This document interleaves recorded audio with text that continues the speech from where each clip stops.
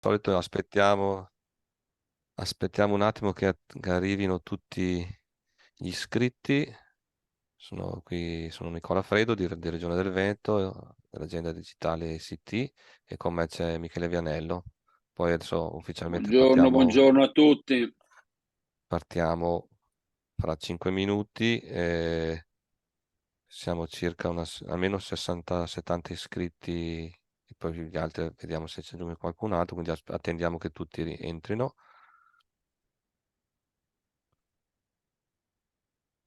Vi ricordo di utilizzare domande e risposte, la sezione che trovate in basso per porre le domande a Michele Vianello, e invece usate la chat per insomma, le richieste, quelle se sentite poco, se sentite male, vedete male, ecco, queste di carattere tecnico.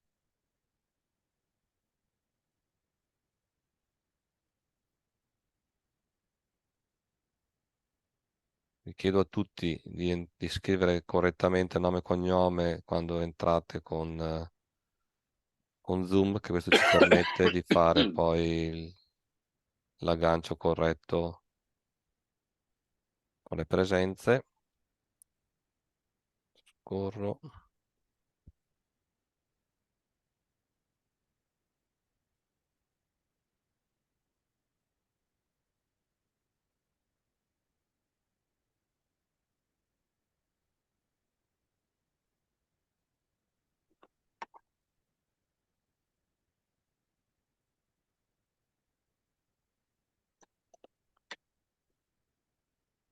Naturalmente l'evento viene registrato, il materiale verrà messo a disposizione tra qualche giorno, sia le slide che presenterò io adesso in introduzione, che quelle che metterà a disposizione Michele Vianello, e la registrazione sul canale YouTube dell'agenda digitale. E comunque sempre nella pagina in cui vi siete registrati oggi trovate tutte le informazioni. Sarà una tab con, eh, con i documenti e una miniatura del video da cui potete poi fare partire la visualizzazione.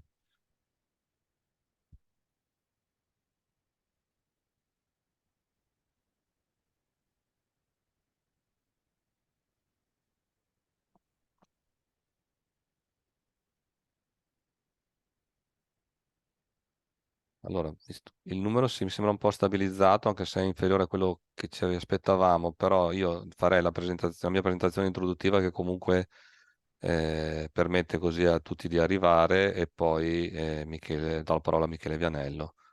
Va bene, partiamo allora. Condivido lo schermo.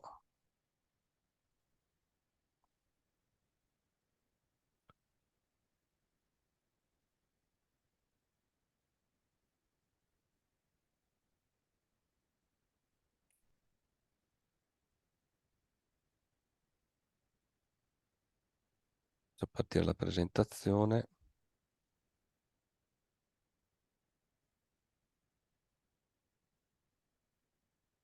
Ok. Va bene, allora iniziamo. Benvenuti a tutti. Siamo qui per il secondo ciclo di incontri gratuiti organizzati dalla Coalizione per lo sviluppo delle competenze digitali della pubblica amministrazione della Regione del Veneto, per il ciclo Progettare il cambiamento Web Analytics. Ehm, Quest'anno abbiamo proposto due cicli di incontri. Il primo riguardava la gestione del ciclo di vita del documento, l'abbiamo terminato 15 giorni fa. Potete rivedere i video e il materiale sulla MyExtranet. E oggi invece iniziamo quello dedicato alla Web Analytics, quindi monitorare, interpretare e condividere i dati di traffico del proprio sito o del servizio. È qui con noi Michele Vianello, formatore, consulente e divulgatore della cultura digitale, che avete conosciuto nei precedenti incontri, e che supporta i comuni e gli enti nella trasformazione digitale. Una breve spiegazione di cos'è la Coalizione per lo sviluppo delle competenze digitali della Regione del Veneto. È un'alleanza di più comuni di pubblica amministrazione, sono circa 250, ogni amministrazione può aderire, e diciamo organizza tutta una serie assieme una serie di incontri per sviluppare le competenze digitali degli operatori delle pubbliche amministrazioni attraverso un modello che è uno scambio tra pari e con altre iniziative come questa, quindi laboratori, eventi, webinar. Per poter essere, diciamo, partecipare e aderire alla coalizione, potete trovare tutte le informazioni su ANCI Veneto e su MyExtranet. MyExtranet è il portale della Regione del Veneto di collaborazione con il territorio dove vi siete iscritti a questo evento e trovate anche tutte le altre informazioni. Molto semplice, una semplice lettera di adesione che si manda via PEC o a Paranti Veneto o l'agenda digitale della nostra direzione. Il ciclo di oggi è dedicato al Web Analytics. Le linee guida del design prevedono che ogni amministrazione raccolga e faccia l'analisi statistica del traffico, del comportamento degli utenti e verifichi l'utilizzo dei servizi e del sito principale. Gli operatori, lo scopo insomma, di questo incontro è di fornire agli operatori, a voi, a tutti voi, insomma, gli strumenti per l'analisi di dati che vengono raccolti sia con Web Analytics Italia, sia con My Analytics, che è il prodotto che mette a disposizione la Regione del Veneto in My Portal 3. Gli incontri sono 5, il primo è quello di oggi, sono tutti di mercoledì, il prossimo sarà il 15 di novembre e si parlerà dell'analisi e interpretazione dei comportamenti online, il 22 strumenti e programmi di monitoraggio, poi il 29 saranno 2 laboratori, il 29 e il 6, come attivare Web Analytics e My Analytics e come migliorare un sito o un servizio digitale sulla base dell'interpretazione dei dati. Per chi partecipa ad ogni evento, per almeno il 70% della durata complessiva verrà rilasciato un attestato. L'attestato vi sarà inviato via mail alla stessa mail con cui vi siete registrati all'evento. Quindi se vi siete registrati sulla maestra e controllate qual è la mail di riferimento, potete sempre cambiarla. Come vi ho già avvisato, in Zoom mettete sempre nomi e cognome completi per poter verificare poi la presenza effettiva. Sui laboratori, noi avevamo previsto di fare dei laboratori in presenza qui alla direzione, sono quindicina di posti. Attualmente gli iscritti ai laboratori sono una quarantina, però che hanno scelto la presenza solo 6 persone. Vorremmo avere la possibilità di incontrarvi di persona, ma vedo che molti di voi non fanno questa scelta. Ne vedremo insomma con Michele Vianello come fare. Diciamo che ci piacerebbe magari qualche comune che ha un Innovation Lab potrebbe ospitarci, trovarci magari una sala più grande che potrà avere anche 40 posti e fare l'incontro tutti in presenza. Sarebbe un'occasione, insomma, abbiamo visto anche l'altra volta negli altri laboratori che insomma, non avere insomma, la possibilità di parlarsi di persona, ma solo attraverso lo schermo non è la stessa cosa, anche se siamo stati soddisfatti di quello che abbiamo ottenuto. Io la mia parte l'avrei terminata e quindi do la parola a Michele Vianello che vi dirà come organizzerà i 5 incontri e naturalmente inizierà insomma, a portarvi dentro il mondo delle web analytics. Interrompo la condivisione, ringrazio tutti per questa prima parte e passerei la parola a Michele. Benissimo, buongiorno a tutti voi, condivido lo schermo.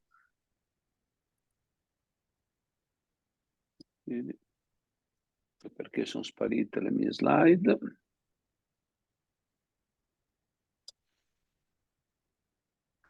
Le vedi le slide, No, Nicola? perché hai no, probabilmente hai tante tab aperte, vediamo Aspetta che la schermata di interrompo la Zoom. Sì, anch'io conversazione, ho chiuso condividi ho schermo.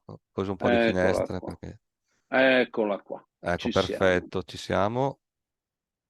Ok, bene. Puoi procedere. Ottimamente, grazie. Allora, buongiorno a tutti voi. Cosa Abbiamo tre parti, diciamo, più propriamente, fra virgolette, teoriche, ma in realtà sono teoriche fino a un certo punto, e poi due laboratori. Per portarvi vivi e vegeti dentro questi laboratori, vorrei dedicare le prime parti, a partire dalla lezione di oggi, a darvi un po' di indicazioni, un po' di suggestioni, un po' di principi sui quali operare. Tema dei siti è ritornato di prepotente attenzione dopo l'emanazione del bando 1.4.1 PNRR, bando dedicato non solo ai comuni ma anche alle scuole, ma anche a altri enti pubblici, teso a finanziare, aiutare i comuni in primis, ma insisto anche le scuole e altre pubbliche amministrazioni, nel adeguare i propri siti. Adeguarli a cosa? Adeguare i propri siti a quanto previsto dalle linee guida Agid, pubblicate nel luglio del 2022, le nuove linee guida Agid con luglio 2022, su come vengono considerati a norma non solo i siti, ma anche le piattaforme di erogazione dei servizi. Ok? Quello è il quadro di riferimento al quale ci rifaremo anche nel corso di queste lezioni.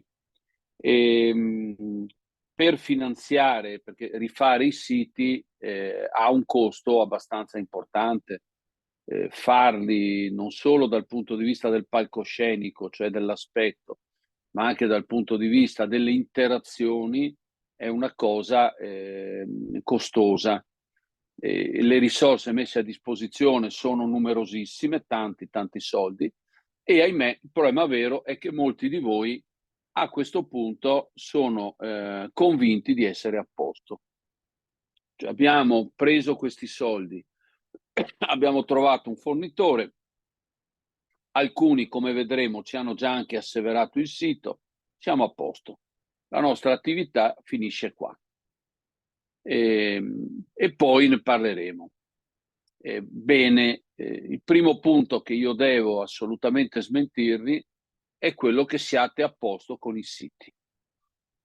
Il sito istituzionale è un cantiere perennemente aperto. Tratti in questa logica. Questo implica che al sito istituzionale va dedicata attenzione, vanno dedicate energie umane, intellettuali, ed implica anche una capacità di gestione dei contenuti che poi vengono messi. In tutti i casi implica avere un back office, come vedremo più avanti, interamente concepito per interagire con l'ambiente web, che è l'ambiente dei siti. Web Analytics è lo strumento che ci consente di monitorare se queste attività virtuose le abbiamo fatte. Iscriversi a Web Analytics Italia, poi vi spiegheremo più avanti, è tutto sommato una sciocchezza, si fa presto. Il problema vero è poi avere a disposizione i report, ma soprattutto gestirli costantemente, guardarli costantemente, trarne tutte le conseguenze del caso. Web Analytics, ma anche i feedback che rilasciano, poi vi farò vedere dove, che adesso obbligatoriamente vi rilasciano i cittadini, obbligatoriamente per voi. Perché se hai dei feedback che non sono positivi, devi intervenire, non puoi fare niente, finta che non sia assolutamente successo niente. E non è un caso che hai per norma, questo qui per norma, l'obbligo di avere feedback dedicati all'accessibilità. Ma se un cittadino segnala che alcune tue pagine, alcuni tuoi contenuti non sono accessibili, è chiaro che poi devi intervenire. Quindi devi avere competenze, consapevolezza e dei parametri da rispettare costantemente. In questo senso il sito istituzionale è un cantiere perennemente aperto. Ok, quindi partite da questo concetto. È un cantiere perennemente aperto. Ha un capocantiere, cioè il responsabile dei contenuti del sito, che non è l'RTD. L'RTD è la figura che vi deve garantire funzionamento informatico del sito, ma deve avere un capocantiere, cioè un coordinatore dei contenuti, della qualità, dell'omogeneità dei contenuti, del rispetto dei contenuti. Può essere una figura di staff all'RTD, per capirci. Nei comuni più grandi può essere figura dell'ufficio stampa. Nei comuni piccoli un po' più complicato, ma c'è un tema in tutti i casi, anche perché anche i comuni piccoli hanno ricevuto finanziamenti PNRR, anche gli enti piccoli hanno finanziamenti, anche se non hanno finanziamenti PNRR, devono fare i conti con siti più o meno nuovi. Veniamo a questo primo punto. Io non so quanti di voi abbiano fatto una valutazione del proprio sito utilizzando l'app di valutazione che è, diciamo così, scaricabile, accessibile per chiunque. Prema vero è poi saperla interpretare. Anzi, Nicola, se mi stai ascoltando, vi proporrei che se qualcuno di voi si offre volontario, non tantissimi, bastano 3-4 comuni, magari comuni che non hanno ancora il sito validato PNRR, ma anche se sono qualcuno che ha già il sito validato PNRR, mi piacerebbe sottoporlo all'app di valutazione, perché l'app di valutazione è uno strumento che ci dice se almeno su alcuni parametri il vostro sito è a posto, risponde alle linee guida Agid, oltre che alle condizioni indicate dal bando PNRR. E poi sulla base di questo ne traiamo anche tutte le conseguenze, perché può essere già una prima fase di valutazione. Se quindi ci sono alcuni enti, soprattutto comuni, ma tanto il modello è lo stesso, che sia comuni, che sia altri, il modello è lo stesso, che ci mandano un link con il loro sito, ci autorizzano a farlo, l'analisi io la faccio e la prossima volta apriamo già con l'analisi di alcuni siti utilizzando l'app di valutazione. Va bene, Michele.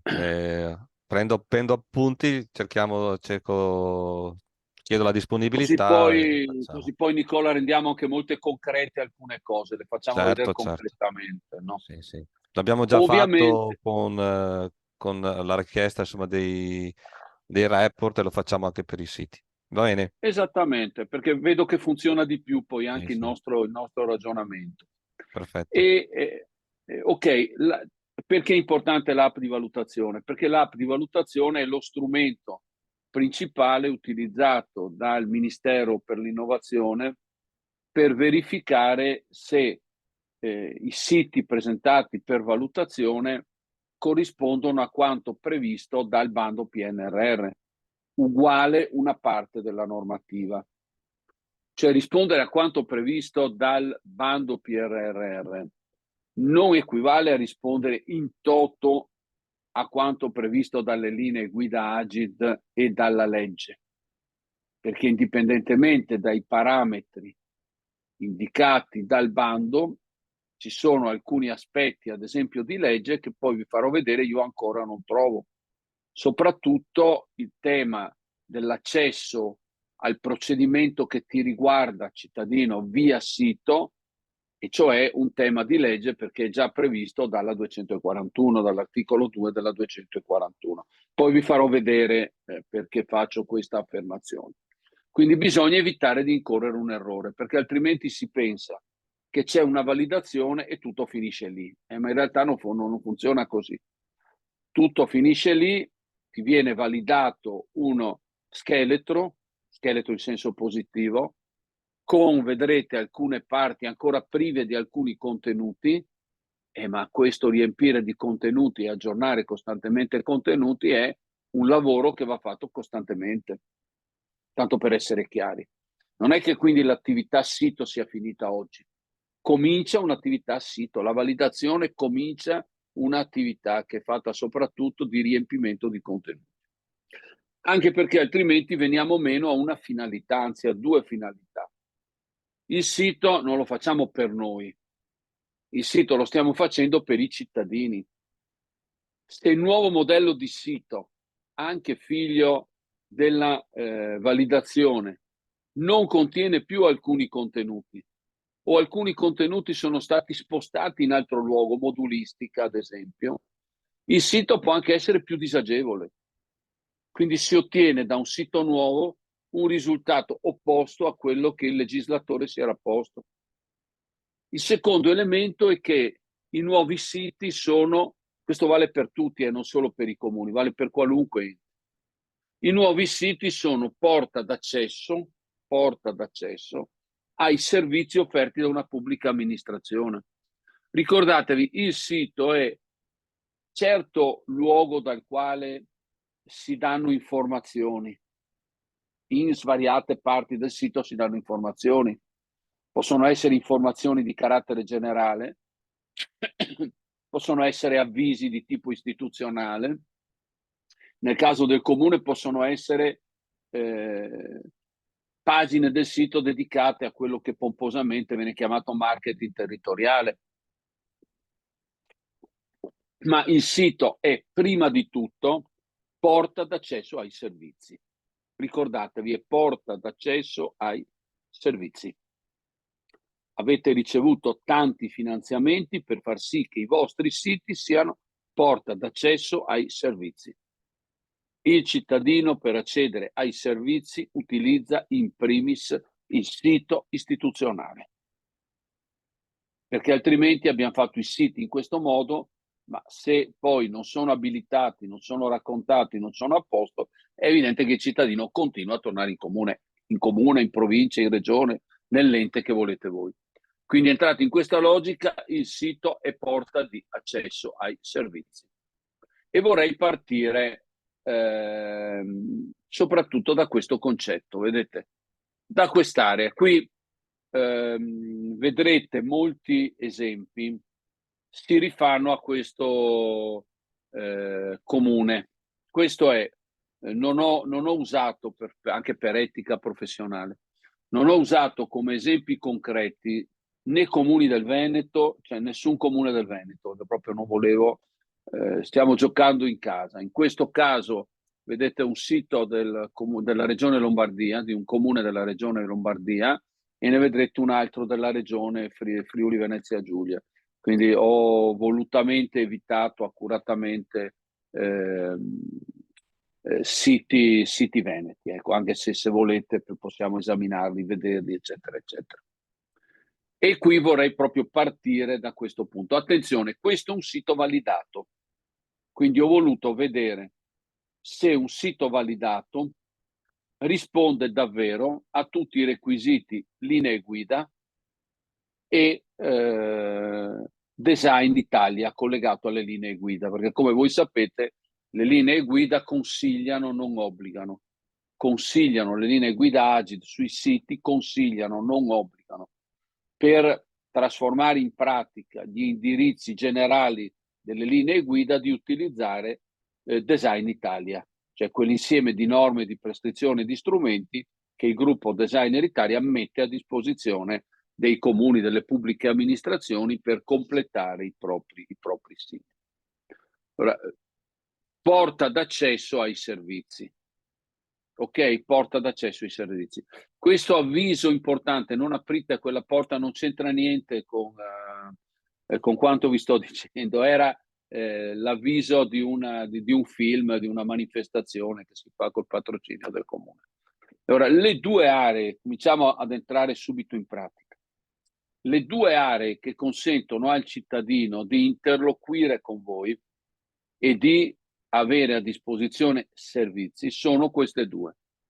L'area che si chiama servizi, attenzione, questo è un sito validato e ha il layout, il palcoscenico, quello nazionale. Apro e chiudo parentesi.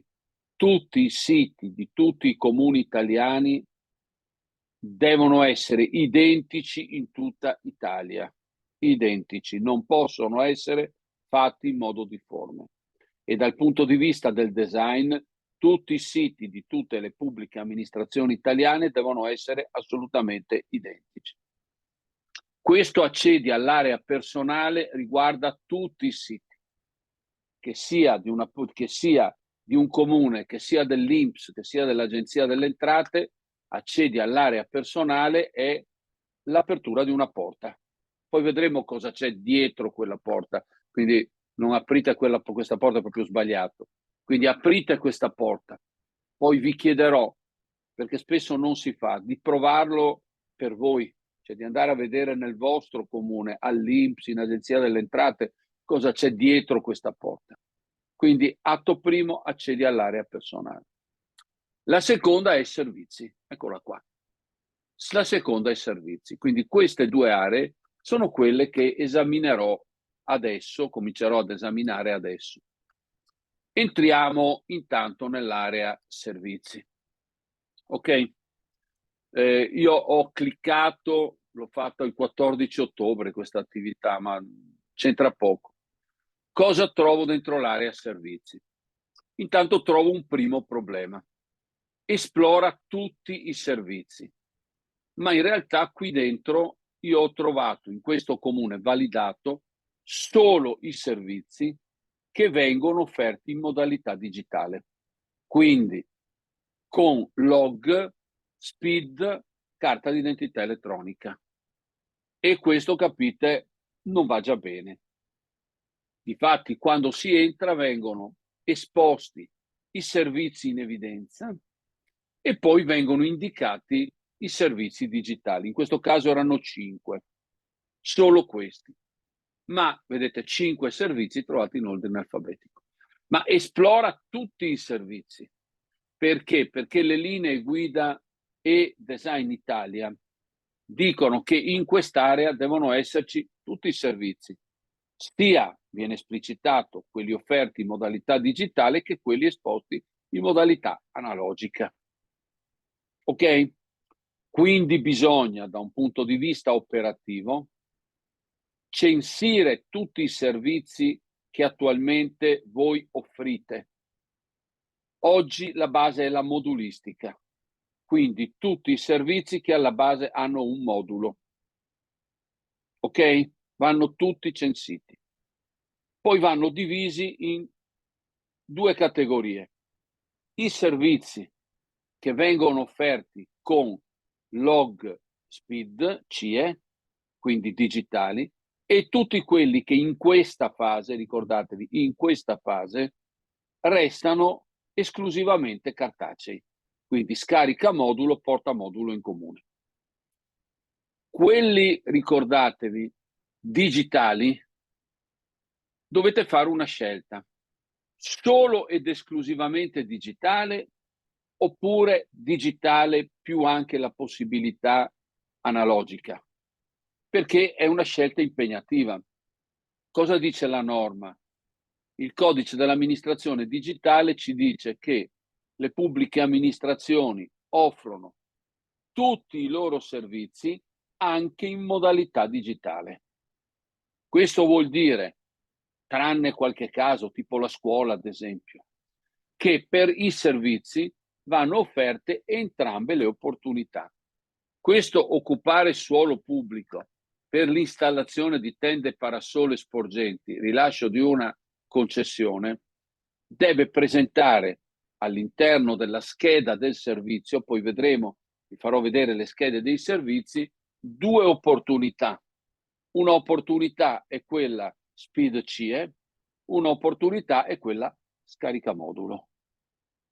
Quindi nel vostro foglio Excel voi dovrete enunciare ciò che è esclusivamente digitale, ciò che è ancora ibrido, ciò che è ancora esclusivamente analogico.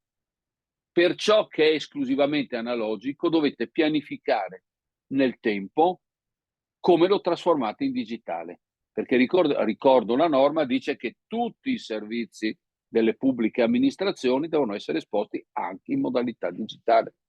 Quindi un po' alla volta, PNRR o non PNRR, tutti i vostri servizi vanno posti in modalità digitale. In questa scelta dovete essere un po' attenti. Cos'è che il cittadino porta di più carta allo sportello? Quello dove porta più carta allo sportello dovete porvi l'obiettivo di togliere carta allo sportello, quindi digitale. Quindi digitalizzare il più possibile.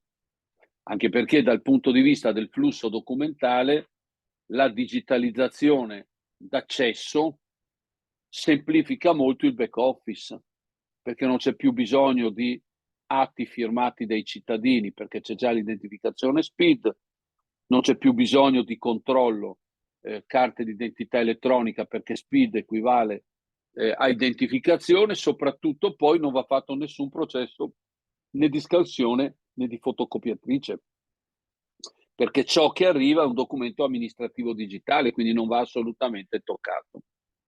Quindi, prima osservazione, qui c'è un errore. Attenzione, non è un errore, è una mancanza. Il Ministero te lo ha asseverato, va bene, però manca un pezzo, anche perché il cittadino, se va, esplora tutti i servizi, non può trovare solo quelli digitali, deve trovare anche quelli cartacei. E qui veniamo al secondo punto, l'utilizzo delle tassonomie. Quindi tu entri nel sito, trovi i servizi in evidenza, poi devi trovare i diversi argomenti dentro i quali ci sta il servizio che tu stai richiedendo. Quindi, per capirci, se io voglio iscrivere mio figlio alla scuola materna, quella scheda servizio sta dentro educazione e formazione. Se io devo chiedere un intervento di derattizzazione, entrerò dentro la parte ambiente. Se io devo chiedere l'iscrizione alla biblioteca civica, cultura e tempo libero. Se io devo chiedere l'iscrizione al centro intrattenimento anziani, cultura e tempo libero.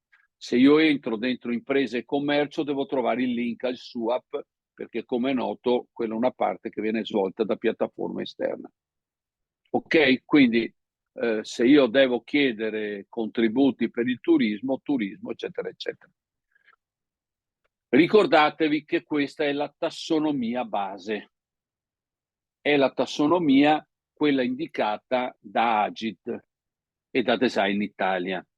Quindi prendete il vostro foglio Excel dove avete raggrumato tutti i vostri scusate quando mi fermo perché bevo un goccio d'acqua, dove avete raggrumato tutti i vostri procedimenti, le vostre istanze e le organizzate poi per i diversi settori. Quindi alla fine voi avrete un lavoro, un foglio Excel dove avete ogni procedimento raggruppato. Ricordatevi che questa è la tassonomia base e va assolutamente applicata a questa.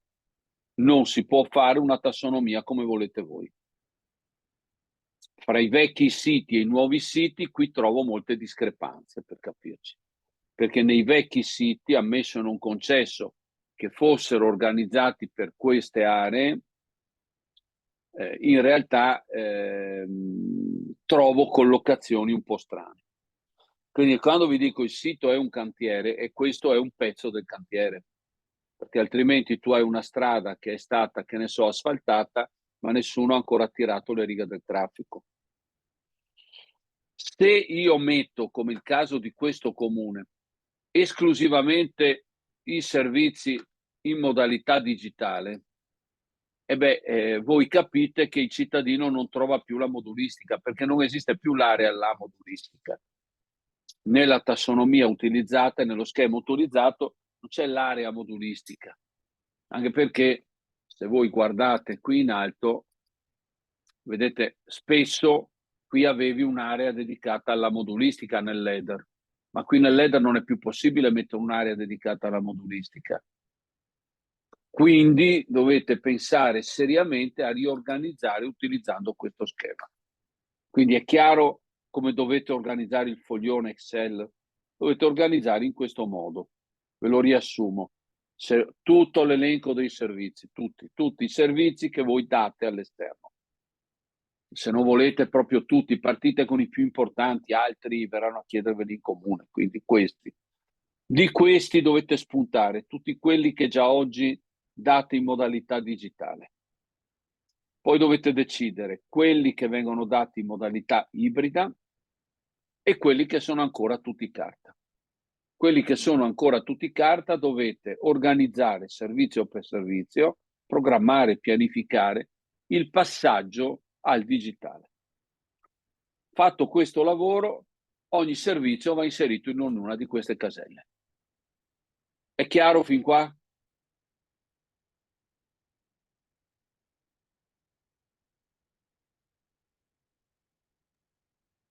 Se non ho risposte, Ti do vado io avanti. conferma, Michele, dai. Sì, sì, sì. Chiaro, Ok, chiaro, no, chiaro. perché Sì, mi se ci confermano sono anche dalla domande, chat. Confermo anche dalla chat. ok, perfetto, andiamo avanti.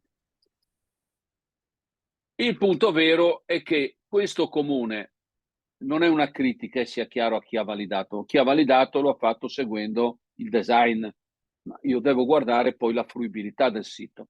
Se io clicco in questo sito di questo povero comune della Lombardia a cui fischiano sempre le orecchie, io so chi è, voi non lo saprete mai, se io clicco sopra educazione e formazione, io trovo solo questo.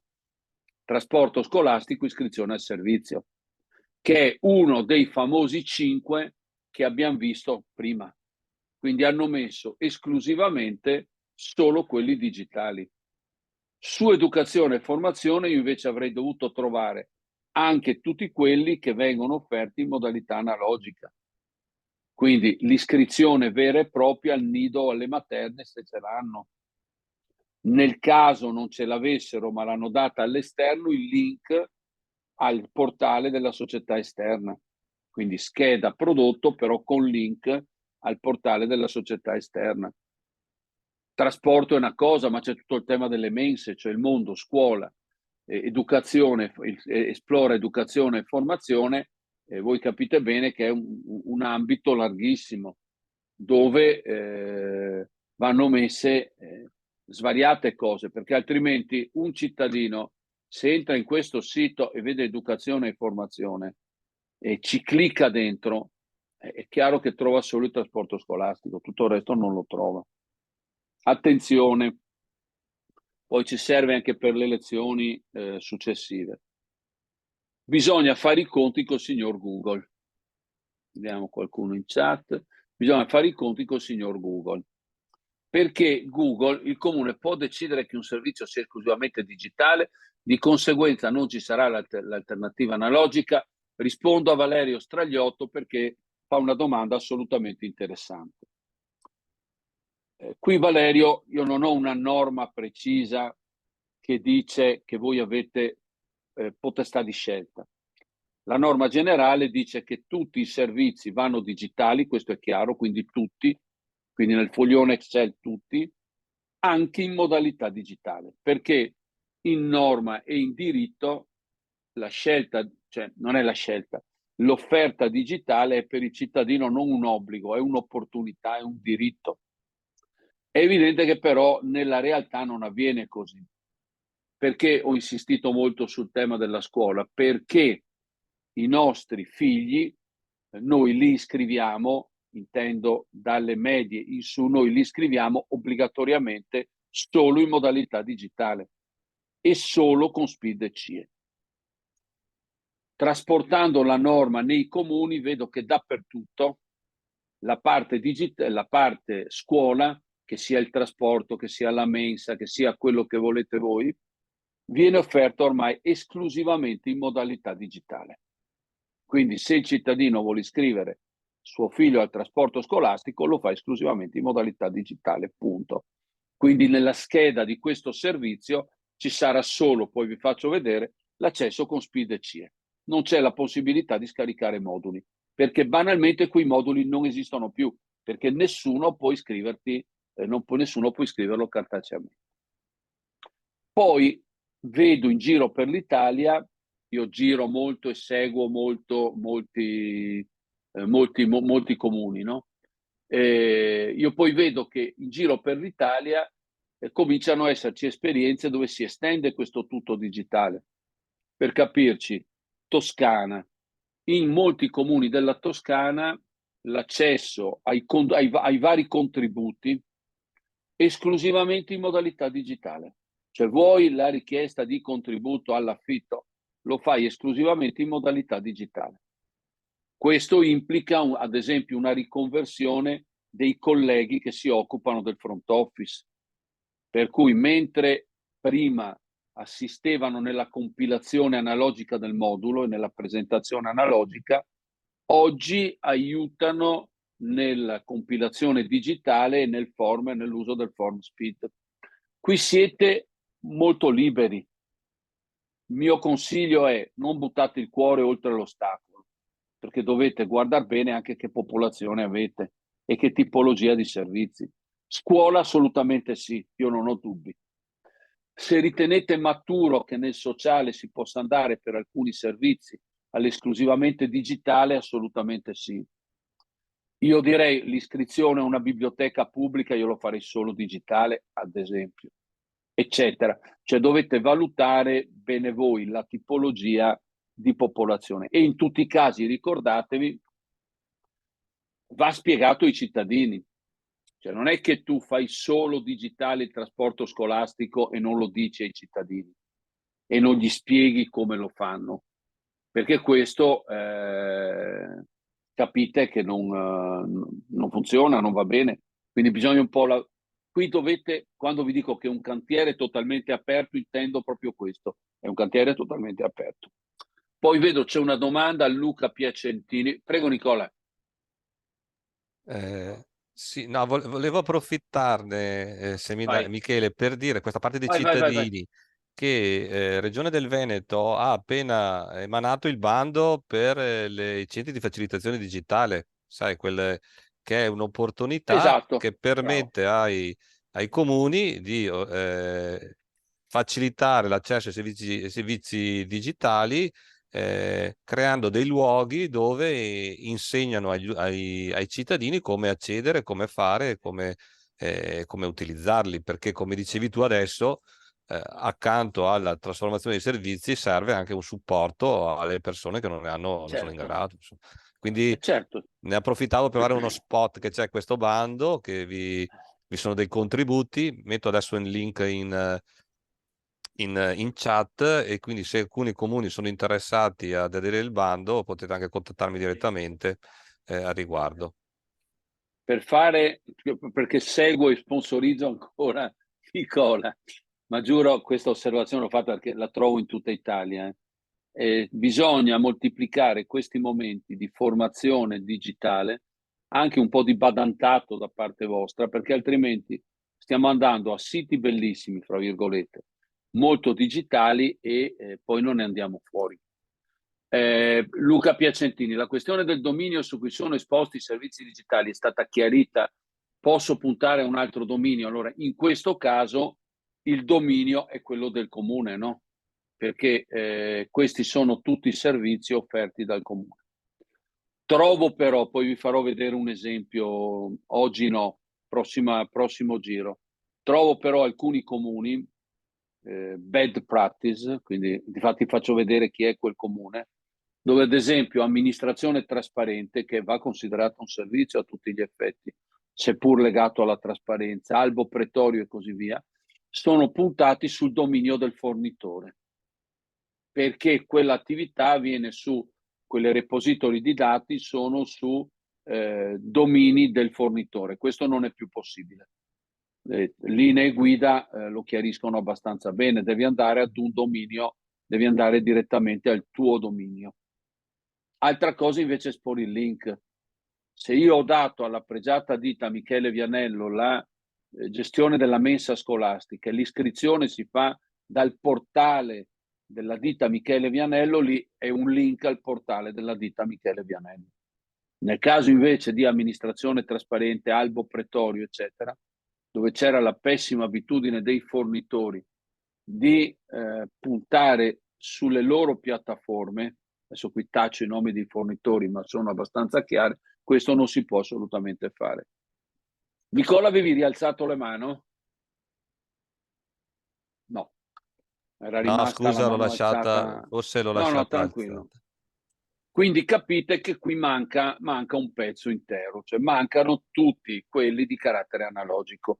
Quindi una volta che voi avete avuto la validazione del nuovo sito, fatto una verifica di dove sono stati messi i servizi, perché qui bisogna fare un lavoro assolutamente di riempimento. Una prima conseguenza.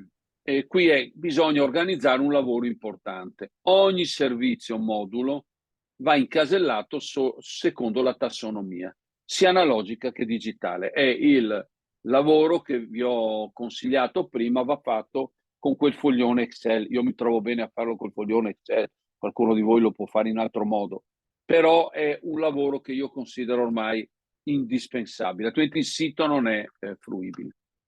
Veniamo ora alla scheda, al tema della identificazione. Allora, ricordatevi il single sign-on. Quello di cui voi dovete assicurarvi che quando Michele Vianello, Giovanni Bianchi e Francesca Ferruzzi entrano in area personale, il primo atto che loro fanno è l'identificarsi o con SPID o con carta d'identità elettronica. Infatti qui si dice è necessario autenticarsi per visualizzare la sezione richiesta. Una volta che io mi sono identificato in area personale, ho fatto un single sign-on. In ogni scheda servizio in cui vado, non ho più bisogno di rilogarmi. E buongiorno Michele Vianello, dappertutto. Quindi attenzione, il log all'area personale equivale al single sign-on, un'unica forma di identificazione poi per tutto il sito. Se invece io parto dalla scheda, mi identifico sulla scheda e in quel modo sono identificato anche su tutte le schede successive di altri eventuali servizi che io stia chiedendo. Quello che bisogna assolutamente evitare, anche perché non risponde né alle linee guida Agit né al benchmark europeo sull'e-government e così via, è essere costretti per ogni servizio a fare un single sign-on. Questo assolutamente non è pensabile. Quindi col vostro fornitore assicuratevi di questo particolare. Vediamo intanto come è fatta l'area personale. Ok, quindi stiamo all'area personale. Poi riprenderò questo tema delle schede servizi entrando nel merito delle schede servizi. Qui vedete Michele Vianello. Io ho fatto il log. Questi di questo comune si chiederanno ma chi è, se qualcuno ha controllato, chi è questo Michele Vianello. Infatti io ho fatto tutti i log del caso. Sono entrato dentro e come vedete è Michele Vianello, sono proprio io. Qui ho ottenuto, benvenuto Michele Vianello, questi sono i servizi a cui puoi accedere. Il profilo, i pagamenti, le mie pratiche, lo stato di avanzamento pratiche. È corretto, perché questo risponde a quanto previsto dalle linee guida Agid, dalle linee sul design Italia, ma poi anche dalle prescrizioni del bando 1.4.1. Attenzione, ricordatevi che questo è impostazione corretta. Se voi volete vedere dei funzionamenti, fra virgolette, un po' più avanzati, perché poi hanno anche questi qualche magagna, però sono fatti tutto sommato abbastanza bene, anche perché loro lo fanno da alcuni anni, di schede di aree personali fatte abbastanza bene, dove c'è tanta roba. Potete andare a vedere quella dell'INPS, andate a vedere la vostra scheda personale in INPS e soprattutto quella di Agenzia delle Entrate. Andate a vederla, perché sono abbastanza importanti.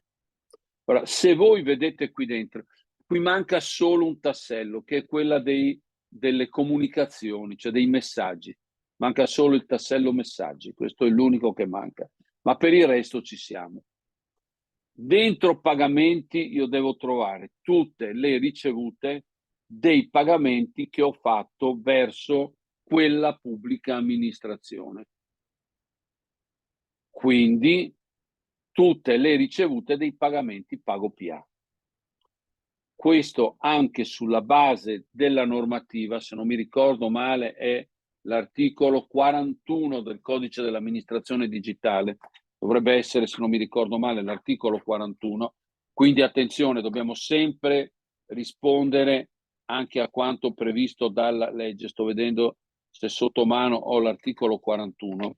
L'articolo 41 è quello, anzi è il 43, che si chiama conservazione e esibizione di documenti, che è il motivo per cui è stata costruita questa parte del sito. Cosa dice? Al comma 1 bis dice: se il documento informatico è conservato per legge da uno, e quindi tutti, per legge, da uno dei soggetti di cui è l'articolo 2,2, cioè le pubbliche amministrazioni, cessa l'obbligo di conservazione a carico dei cittadini e delle imprese, che possono in ogni momento richiedere l'accesso al documento stesso. Le amministrazioni rendono disponibili a cittadini e imprese i predetti documenti attraverso servizi online accessibili, previa identificazione con identità digitale. Ok? Quindi questa operazione dell'area personale risponde a questo obbligo di legge, ma vuol dire che tutti i pagamenti che fa il cittadino finiscono all'interno di quest'area pagamenti. Questo implica, da un punto di vista informatico, una forma di interazione fra l'area del gestionale, soprattutto del gestionale contabilità, con il sito istituzionale, cioè l'area dove vengono conservati tutti le ricevute deve parlare direttamente con quest'area. È il motivo per cui non si può più chiedere a un cittadino una ricevuta di un qualche genere. Siete voi, anzi, che dovete conservarla per me e rendermela disponibile in ogni momento. Non è un caso che prima vi abbia fatto l'esempio dell'Agenzia delle Entrate, perché se vado nella mia area personale in Agenzia delle Entrate e vado nell'area cassetto fiscale, e dentro ci sono, e i pagamenti che ho fatto, dentro ci sono tutti gli F24 dei pagamenti che io ho fatto, e sono quelli che fanno fede, sono tutti gli originali che vanno eventualmente esibiti, sono quelli che poi servono per la dichiarazione dei redditi, eccetera, per tutte le cose che vi ho detto. Quindi attenzione, ricordatevi questo punto, perché qui spesso le vedo lo schema, ma spesso è uno schema spopolato. Invece il punto importante è questo stato di avanzamento pratiche. Lo stato di avanzamento, vediamo qui il pagamento, vedete, quando io sono entrato all'interno dell'area pagamenti. Dentro l'area pagamenti io devo trovare uno schema come questo. Questo schema consente di pagare, ma anche poi qui dentro di avere il riepilogo. Quindi è, diciamo così, la possibilità di avere in questo modo interamente le ricevute. Questo invece è l'area stato di avanzamento pratiche. Ho tralasciato le mie pratiche perché ad esempio non c'era niente dentro. A quello che mi interessa è questo stato di avanzamento pratiche. Allora, vedete che qui c'è un'interfaccia che consente naturalmente, essendo io Michele Vianello, non c'era, come vedete, nessun risultato trovato, perché io in realtà non ho mai fatto pratiche con loro. Quello che a me interessava era il layout, l'interfaccia che dovevo trovare, perché attraverso questa interfaccia io devo essere in grado di trovare i procedimenti che ho in corso e anche quelli chiusi, ma soprattutto quelli che ho in corso. Perché è il punto che mi preoccupa di più. Intanto questa area esiste perché c'è, poi vi farò vedere anche, un obbligo di legge ex l'articolo 2 della 241. Oltre che l'articolo 43 del codice dell'amministrazione digitale. All'atto di avvio, all'atto di invio della comunicazione di avvio di un procedimento, la pubblica amministrazione deve dire anche le modalità digitali attraverso le quali il cittadino partecipa al procedimento stesso. Ok? Partecipo al procedimento, perché è un mio diritto a partecipare al procedimento.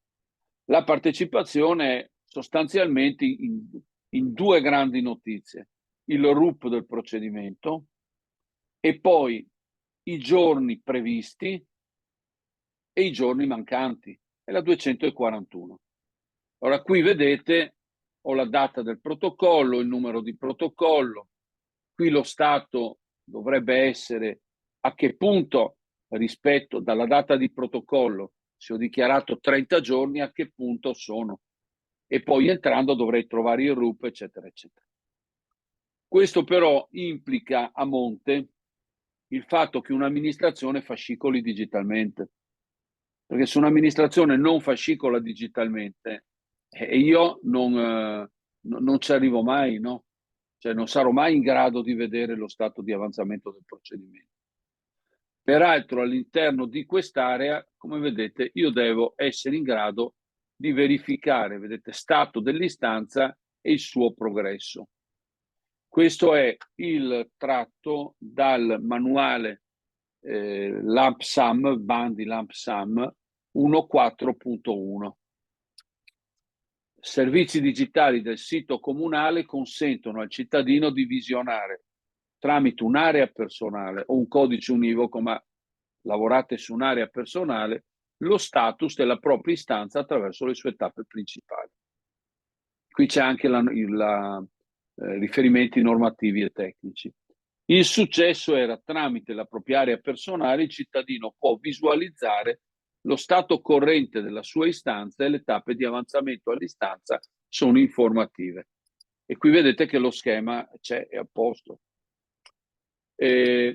L'insuccesso è il fatto che l'utente non ha la possibilità tramite l'area personale o il codice univoco di visualizzare lo stato della propria pratica.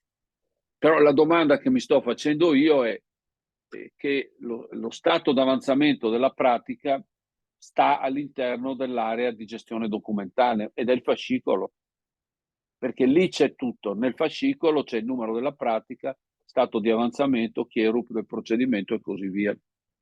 Quindi in questo caso, però insisto, qui ci è andato Michele Vianello che non ha nessun procedimento in corso.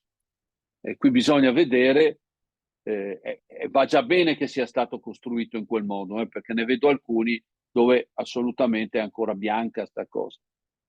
Però è ovvio che voi dovete già da oggi cominciare a lavorare su questo aspetto, perché altrimenti voi avrete un pezzo di sito che non funziona mai.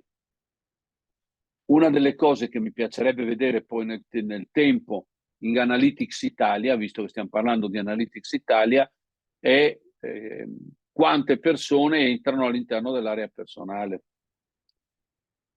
Mi anticipo già un tema: se in Analytics Italia vediamo che quest'area non è visitata, è chiaro che abbiamo bisogno di una campagna di comunicazione, non solo perché è un diritto del cittadino, ma anche perché altrimenti vengono in comune, a voi non conviene. Cioè, molte di queste attività bisogna cominciare a farle sempre di più in modo dematerializzato. Ok? Quindi devi vedere lo stato corrente e le diverse tappe principali, passo dopo passo. Soprattutto devo vedere chi è anche il responsabile di quel procedimento. Qui, oltre alla verifica dello stato d'avanzamento, c'è anche la verifica del tempo massimo.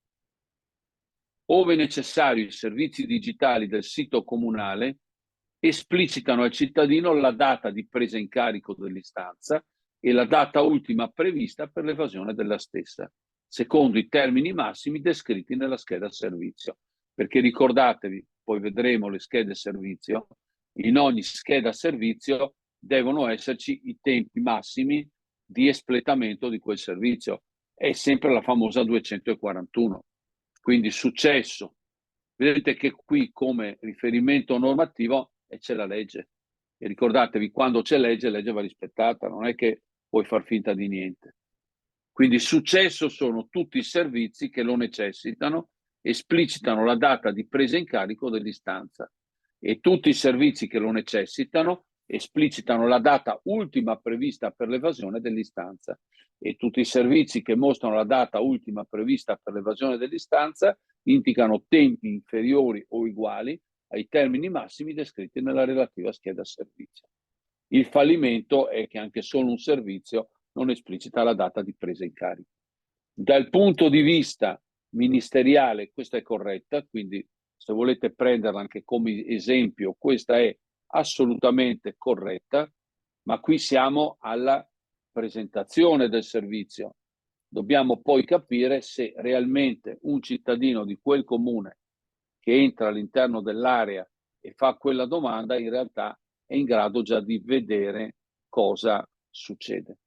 Ricordatevi, questo avviene se quest'area dialogano, probabilmente in regime di interoperabilità, con il gestionale documentale, perché se non parla col gestionale documentale è chiaro che è un'area che continua a restare disabitata. Avete qualche osservazione da fare? Michele, c'è una domanda, mi sembra che hai No, risposto. non la vedo. Non la vedo, non la vedo, La non la vedo. leggo No, io, quella domanda, la data di protocollo protocollo, deve sì. corrispondere alla data della richiesta, la data di protocollo deve rispondere alla data della richiesta. Anche perché nelle linee guida, attenzione, del Ministero c'è scritto che non appena viene fatto, non appena il comune prende in carico l'istanza, quindi tu compili utilizzando SPID CIE, spedisci in sistema di interoperabilità, la cosa arriva al protocollo, quindi viene presa in carico, la data e il numero di protocollo devono finire o nella scheda personale oppure devono finire direttamente anche in APIO. Quindi anche l'APIO può essere il luogo di notifica, si parla genericamente di multicanalità, però vengono indicati prevalentemente l'area personale e, ehm, e diciamo così, e l'APIO.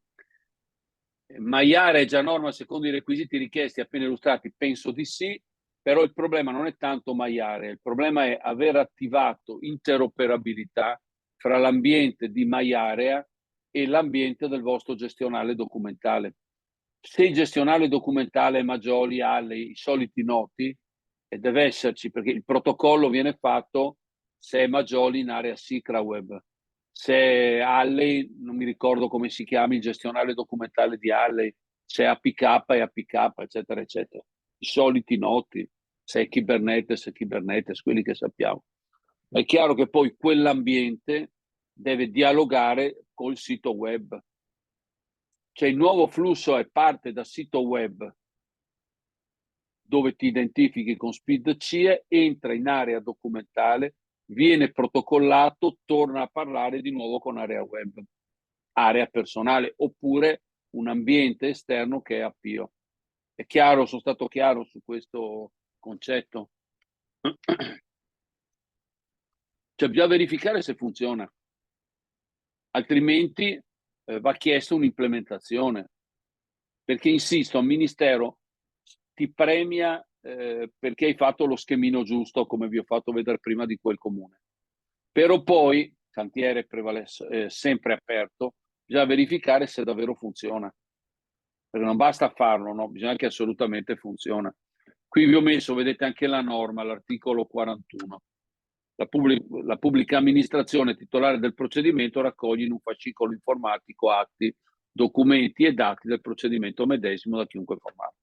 Vedete, all'atto di comunicazione dell'avvio del procedimento, ai sensi dell'articolo 8 del 7 agosto 2041, comunica agli interessati le modalità per esercitare in via telematica i diritti di cui all'articolo 10 della citata legge. Quindi attenzione, bisogna rispondere poi ai requisiti di legge. Avete domande su questa roba?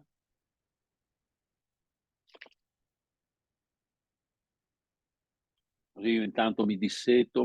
Michele, se posso, Vai, eh, no, Nicola, siamo qua. sì, a me sembra che la cosa importante che stai anche spiegando è che un conto è rispondere ai requisiti PNRR per ottenere il contributo, un conto è fare il servizio corretto, cioè come deve bravo, funzionare. bravo, Perché alcune bravo. domande, insomma, che arrivano sono più legate al fatto se sono a posto con la misura, ma noi in questo momento non stiamo trattando la misura del PNRR, noi stiamo trattando su come deve funzionare un servizio secondo le caratteristiche che deve avere.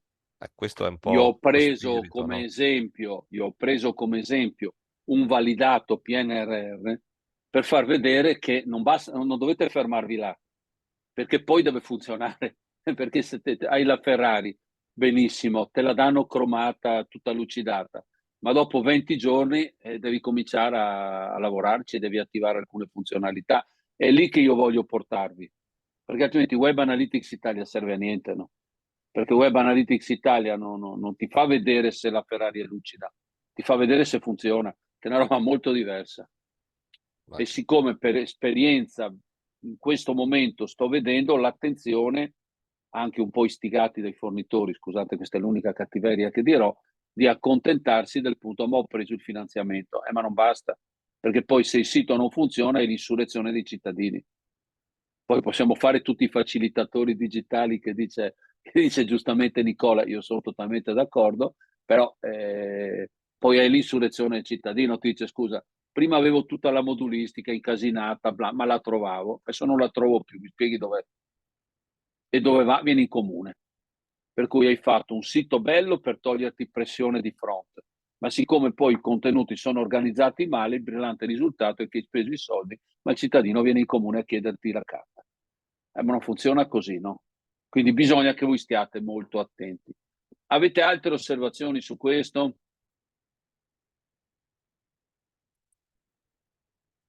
Qui vi ho messo, poi le slide ve le faccio avere, tutte le parti normative per farvi capire bene come è fatto. Vedete, ad esempio, perché se voi non fascicolate digitalmente, io poi dall'area personale non accedo a nulla, no? Quindi il fascicolo informatico inoltre costituito in modo da garantire l'esercizio in via telematica dei diritti previsti dalla citata 241 e dall'articolo 5,2 del decreto legislativo 14 marzo 2013 33, quindi tutta la trasparenza, nonché l'immediata conoscibilità anche attraverso i servizi di quegli articoli 40 ter e 64 bis, quindi l'APIO, sempre per via telematica dello stato di avanzamento del procedimento, del nominativo e del recapito elettronico del responsabile del procedimento. Ed è quella scheda area personale che vi ho fatto vedere prima. Però se voi non fascicolate digitalmente, capite che per quanto bene sia fatto il sito, e poi lui non trova niente nel documentale a cui alimentarsi. Vorrei fosse chiaro questo concetto. Difatti, non a caso ho fatto questa slide molto simbolica. Se non si fascicola digitalmente, quest'area non sarà mai nutrita. Quindi va garantita una interoperabilità fra l'ambiente di gestione documentale e l'ambiente web. Cioè, il cittadino, metti la 33, per fare l'accesso agli atti non viene più, a meno che non siano atti vecchi, cartacei e così via, ma tutti gli atti di nuova generazione, il cittadino non deve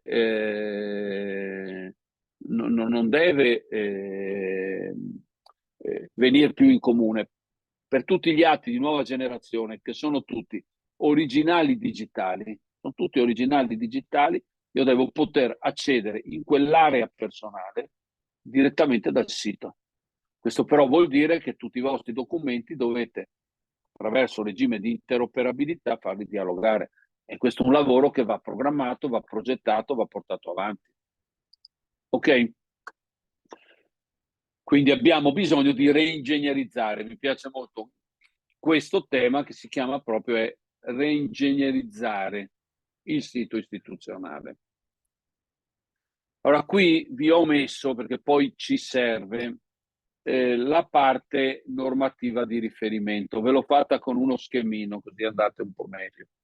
Allora, la nostra base, cioè quello che noi dobbiamo rispettare, oltre alla 241, al decreto, al CAD, eccetera, eccetera, sono le linee guida AGID di design per i servizi internet e i servizi digitali della PA. È tutta documentazione disponibile in rete, non c'è nessun problema. Qui ci sono i riferimenti di tipo normativo, però poi va fatta tutta la progettazione e la realizzazione dei siti. E qui le linee guida Agid testualmente dicono che per l'implementazione di dettaglio dovrebbero essere utilizzate le indicazioni e gli strumenti, i modelli e i kit resi disponibili sul sito https://designерitalia.it. L'ultima release aggiornata, a meno che non sia cambiato qualcosa in queste ore, è quella dell'11 maggio 2023, che peraltro è quella sulla base della quale è stato costruite le indicazioni di massima dell'1.4.1. Vedete, perché dice Agid che questo modello permette a tutti i comuni di soddisfare i requisiti previsti dall'investimento 1.4.1, esperienza del cittadino nei servizi pubblici digitali per l'erogazione delle risorse PNRR disponibili per piattaforma PA Digitale 2026. Quindi, seguendo queste, tutto il palcoscenico è a posto, però poi bisogna vedere i contenuti.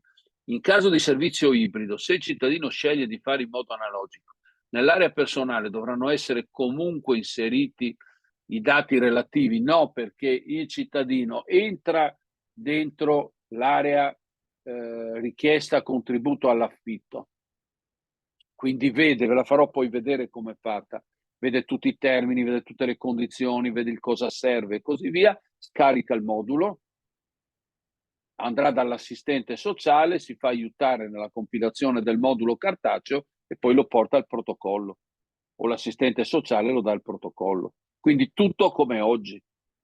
Il problema vero, Valerio, rispetto ad oggi, è che è nella scheda personale che trovi la modulistica.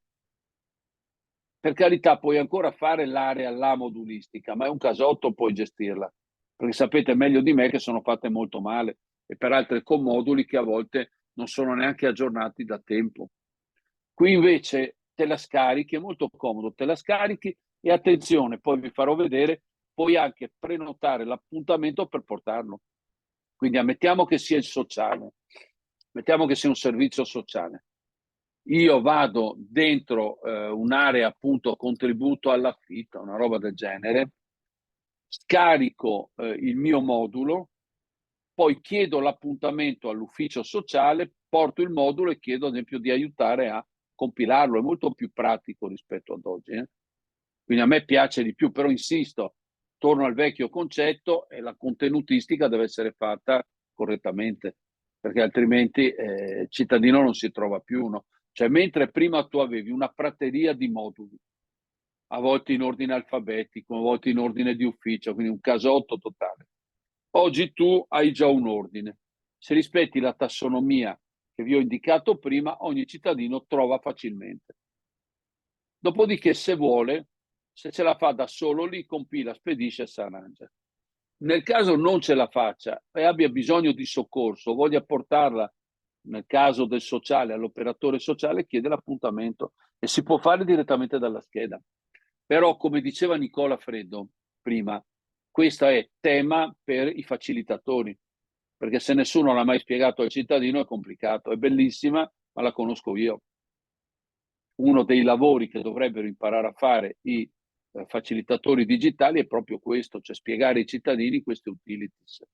Tutto sommato sono anche abbastanza semplici se guardate bene.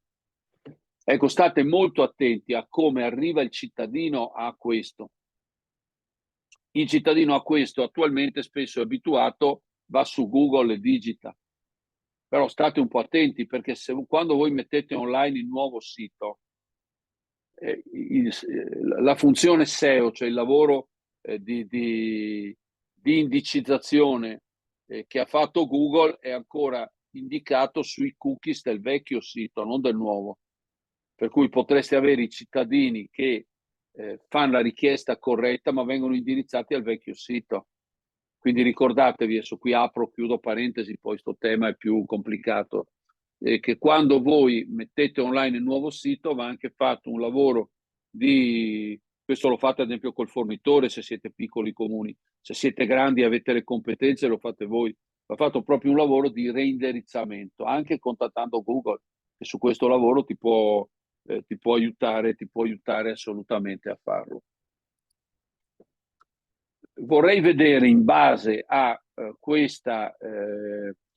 alle linee guida adesso un po' se quel sito che abbiamo visto fino ad ora risponde secco alle linee guida e anche alcuni obblighi di legge.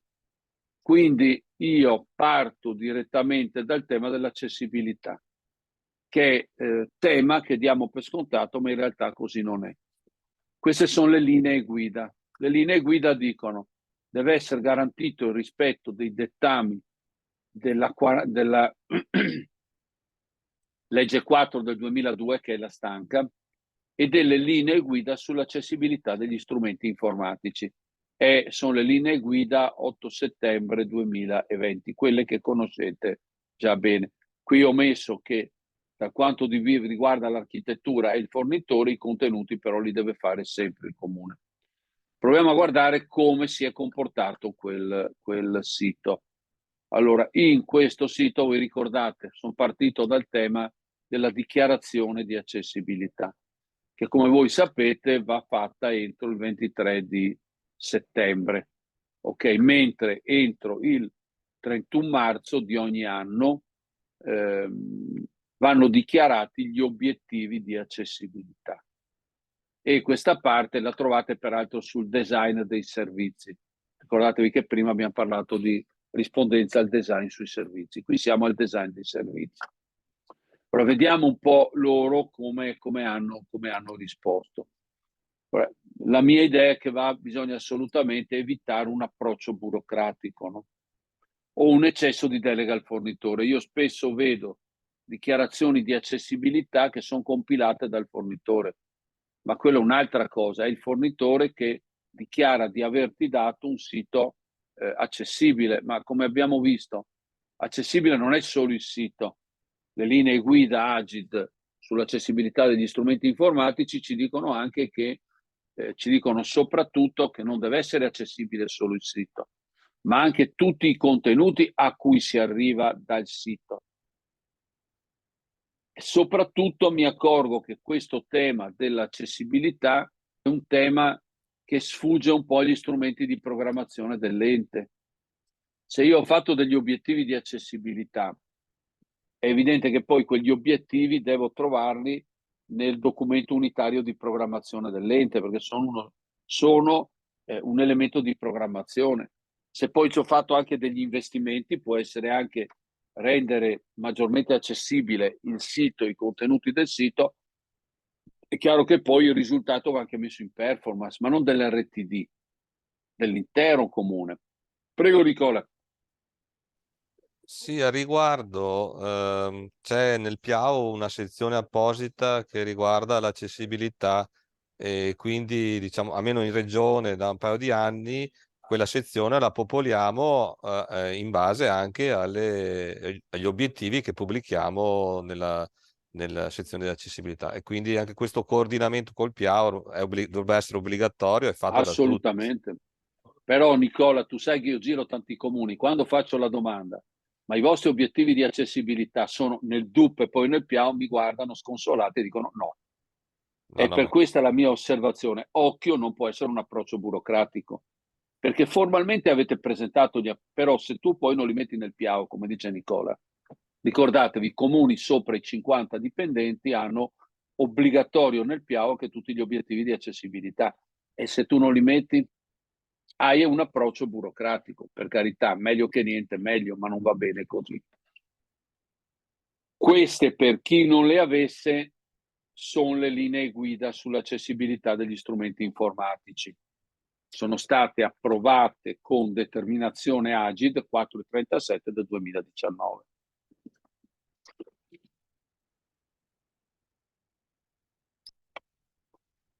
Qui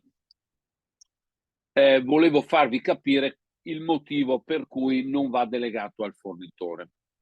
Quindi le linee guida sull'accessibilità, qui vabbè, hanno lo scopo di definire eccetera eccetera.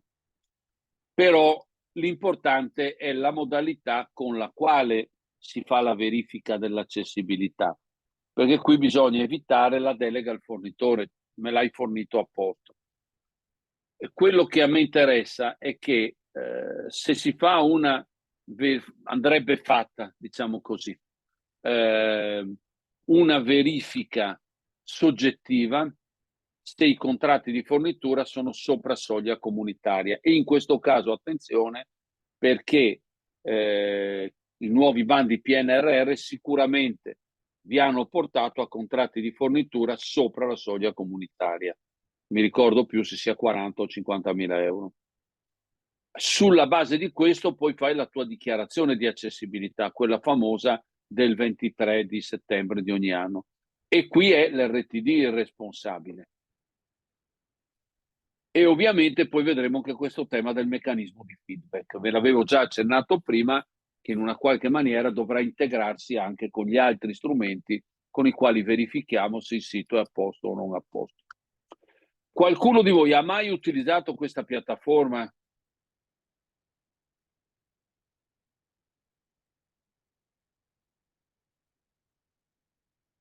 Nicola? Io mi aspettavo che qualcuno rispondesse almeno di sì, no? Infatti qualcuno risponde, Oh, vedo anche più eccoli di là. uno, Un perché po' di sì noi, cominciano noi a come esserci. regione facciamo almeno 2 incontri l'anno sull'accessibilità in occasione delle scadenze che ha ricordato, e abbiamo anche, insomma, in alcune occasioni illustrato l'utilizzo, in altre, insomma, citato lo strumento, insomma. Che è un ottimo strumento, perché questo ti aiuta, poi vedremo rispetto al VCAG di dire a che punto sei col VCAG. Questo è Vedo molto che importante. rispondono in molti, che sono anche contento, vuol dire che abbiamo Oh, anche di... benissimo. Il problema vero è, sai che io sono un po' perfido, no? Va usata, ma poi ne va entrate anche tutte le conseguenze. Ecco, per chi non l'avesse mai usata, questa è una open source, Mauve è una open source, vi consente di andare a vedere o singole pagine oppure interamente il sito. Quindi Mauve vi consiglio davvero di utilizzarla perché è davvero un ottimo strumento. Ecco, però il tema vero è che oggi noi siamo, a partire dal 23 settembre 2020, tutti i siti devono essere adeguati. Attenzione, oggi non basta più rispettare il VCAG 2.2, ma bisogna andare al 2.1, ma da adesso si va al 2.2. Poi vi faccio vedere velocissimamente questa parte del WCAG perché è più semplice da pronunciare. Qui sono, diciamo così, elencati i diversi contenuti per i quali bisogna essere congrui.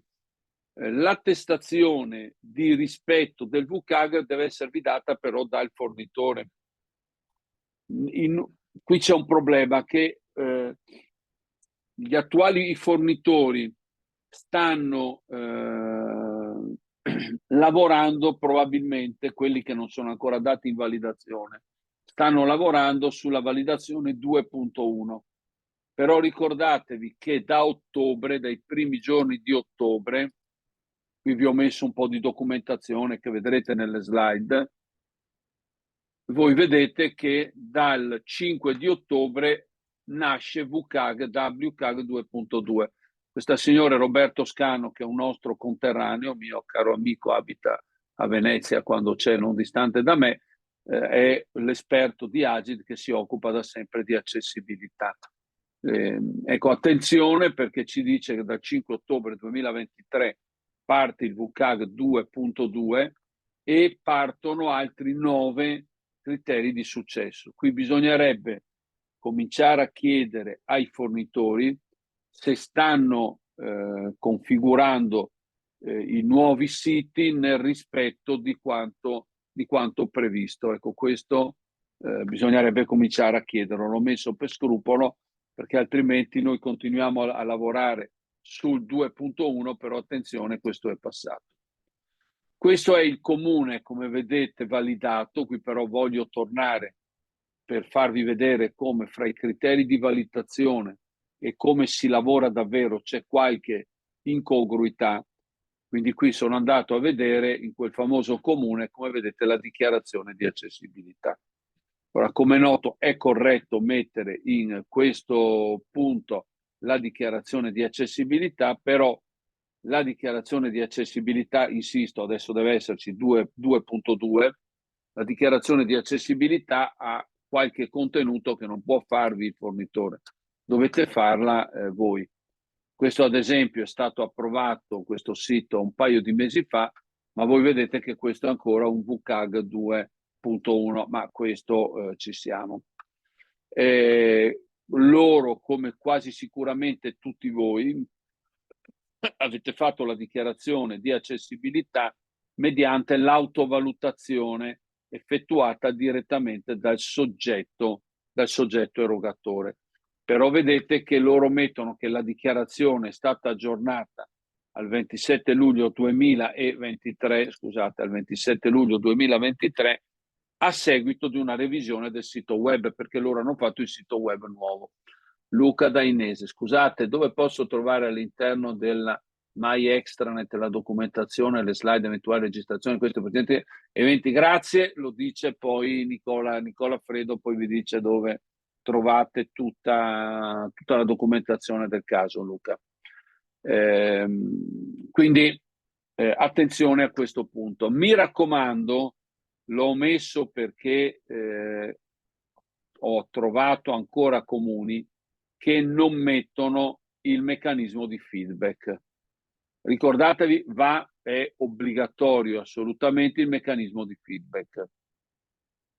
Il problema, l'equivoco, è che il meccanismo di feedback spesso viene messo all'interno della dichiarazione di accessibilità. E fin qua ci siamo. Ma io non trovo quasi sempre nei comuni, nella home page, la possibilità per il cittadino interessato di fare da lì la dichiarazione di accessibilità. E cioè si dà per scontato, anche qua l'approccio burocratico, che va dentro la dichiarazione, va anche dentro la dichiarazione, ma nell'home page del sito o in un luogo facilmente accessibile del sito andrebbe messo il meccanismo di feedback e l'email della persona responsabile dell'accessibilità. Qui è importante che ogni ente abbia, in questo caso loro hanno l'RTD, ma non è obbligatorio che sia l'RTD, può essere anche un'altra figura, perché l'accessibilità non riguarda solo la parte informatica. L'accessibilità è un concetto molto, molto più ampio, anche se qui stiamo ragionando di sito. Attenzione, perché il cittadino che non trovi una risposta o un meccanismo di feedback da parte vostra può, come vedete, ricorrere al difensore civico per il digitale. Quindi fare una segnalazione al difensore civico per il digitale. Vi consiglierei anche qua qui vi ho messo un po' di tracce di documenti e così via, di visitare questo sito che è quello sempre di Agid, che è quello attraverso il quale si fa il monitoraggio di accessibilità. Qui, come vedete, sono state valutate, anche questa è una slide recentissima, qui vi ho messo anche tutti i link, state valutate quasi 3 milioni e mezzo di pagine. Abbandoniamo per un attimo questo tema dell'accessibilità e veniamo brevemente a questo tema dell'affidabilità, trasparenza e sicurezza. Qui veniamo sempre torniamo sempre alle linee guida sul design. Attenzione, a me interessa in questo momento solo il tema affidabilità, trasparenza e sicurezza. Soprattutto qui quello che mi interessa vedere è questo tema della semplicità di consultazione e di esperienza d'uso. Qui Agid dà alcune prescrizioni che possono sembrare un po' velleitarie, però vi consiglio francamente di lavorarci un po'. Si deve adottare un approccio progettuale orientato alle persone, coinvolgere, ascoltare e osservare gli utenti nelle fasi di analisi, ideazione, progettazione, sviluppo e manutenzione del sito, secondo un'ottica di miglioramento continuo, secondo una logica interattiva, utilizzando ove possibile metodologie agili. Si devono definire e valutare in modo esplicito obiettivi, destinatari, processi e attori nella progettazione del sito servizio. E qui c'è la raccomandazione sulla centralità dell'utente e della trasparenza. Tutto bello, qualcuno dice scontato, però poche amministrazioni fanno quell'attività di facilitazione di cui parlava Nicola Fredo anche prima, fatta da facilitatori però accompagnati anche da qualcuno dell'amministrazione, che in questa attività rivolta al cittadino di dirgli come fruire facilmente dei servizi, anche siano in grado di trarne tutte le indicazioni. Il cantiere perennemente aperto, perché sicuramente il sito che vi viene dato, soprattutto se nuovo, sarà assolutamente bello dal punto di vista del design, ma poi ricordatevi che dovete fare una ricollocazione di dati e di informazioni, perché la struttura del nuovo sito è totalmente diversa dalla struttura del vecchio sito, e quindi è chiaro che va fatta un'informativa precisa, e altrimenti correte il rischio che il nuovo sito sia meno accessibile del precedente, e questo sarebbe una sconfitta. In questo, ad esempio, Analytics Italia ci serve tantissimo, perché Web Analytics Italia ci dice, vedete, si devono mappare gli scemari d'uso, le funzionalità del sito secondo il punto di vista degli utenti. Questo lo vedi de facto, dovrebbe essere fatto ex ante questo lavoro, cioè prima di affidare la realizzazione del sito a un fornitore bisognerebbe fare un'analisi su quello che vogliamo esporre di più. Però noi da Analytics Italia vediamo già anche i comportamenti dei cittadini, per cui se noi ci accorgiamo che alcune pagine, alcuni contenuti sono trascurati, non hanno un gradimento, non piacciono, eccetera, eccetera, è evidente che è dove noi dobbiamo intervenire. Quindi abbiamo fatto un'analisi di quanto il cittadino, di cosa il cittadino veramente vorrebbe dal nostro sito. Qui ho provato a fare un po' di riassunto che vi serve un po' come memento anche per voi. Si deve adottare un approccio progettuale, linee guida, orientato alle persone, coinvolgere, ascoltare e osservare gli utenti nelle fasi di analisi e Analytics Italia, ideazione, progettazione, sviluppo e manutenzione del sito servizio, ancora Analytics Italia, in un'ottica di miglioramento continuo secondo una logica interattiva, eccetera. E qui la mia domanda è: ma quando avete progettato il sito, avete fatto una fase di confronto con gli stakeholder, avete fatto una fase di confronto col fornitore, ma non con gli stakeholder, dando per scontato che il cittadino per forza gli piace il sito, ma per i motivi che vi ho detto prima spesso potreste avere delle cocenti delusioni. Centralità dell'utente per rendere i servizi mobile friendly e fruibili anche in termini di assistenza online e possibilità di lasciare feedback. Ma davvero il vostro sito è responsive? Responsive non è semplicemente vediamo lo stesso schema, lo stesso palcoscenico del sito sia online che sul mobile. Il problema vero responsive è che le stesse funzionalità che io ho da mobile, che scusate, da computer fisso, le ho anche da mobile. E qui c'è il tema della trasparenza, e qui vi dico riguarda prevalentemente le schede dei procedimenti. E veniamo alle schede dei procedimenti. Quindi abbiamo visto anche un po' di notizie sul tema della accessibilità, veniamo a queste. Ora, qui è stato selezionato, vi ricordate prima abbiamo messo quali erano, avete visto solo i servizi digitali, quei 5, uno di questi è l'accesso documentale.